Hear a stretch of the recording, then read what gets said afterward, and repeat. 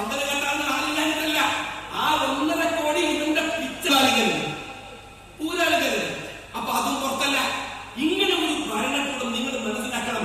English പത്രങ്ങളിൽ കൊടുത്ത പരസ്യം എല്ലാ സ്റ്റേറ്റിലും ആയിട്ടുണ്ടോ?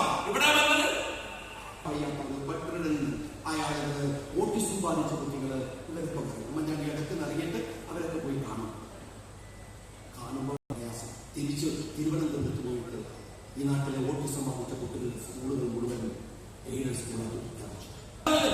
ബാങ്കിന്റെ ഖജാന 10-150 വാഹനത്തിന് നടുവിൽ കയറിയിരിക്കുന്ന രാത്രി അതിന് അവസാനിപ്പിക്കും. മക്കൾക്ക് വിദേശത്ത് ഒരുമിപ്പിച്ച് കൂട്ടാൻ വേണ്ടി ഉള്ള സമ്പാദ്യം മുഴുവൻ നാട് കടത്തിവിടുന്ന പിണറായിയാണ്. ഈ പാവപ്പെട്ടവരുടെ ബുദ്ധിമുട്ട്, പ്രയാസങ്ങൾ, നാല് കാടുണ്ട് ദുരിതങ്ങൾക്കറിയാം. സെൻട്രൽ ഗവൺമെന്റ് ആ പദ്ധതി നിർത്തിയാൽ പൈസ ഉണ്ടാവും. അതിദാരിദ്ര്യം എന്ന് പറയുന്ന കാര്യം എന്താ അറിയോ?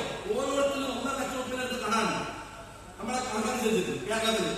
കേരളം തന്നെ ഒരു അതിദാരിദ്ര്യ സ്റ്റേറ്റാണ്. എന്നിട്ടാണ് അവിടെ അതിദാരിദ്ര്യം ഇല്ലാതെ നമുക്ക് ഈ നാടകം കളിക്കുന്നത്. അതുകൊണ്ട് ഈ മായാവി കഥകളല്ല, റിയാലിറ്റിയിലേക്ക് വരാൻ, അതിന് കൂടെ കണ്ണു തുറക്കാൻ നിങ്ങൾക്കാവട്ടെ.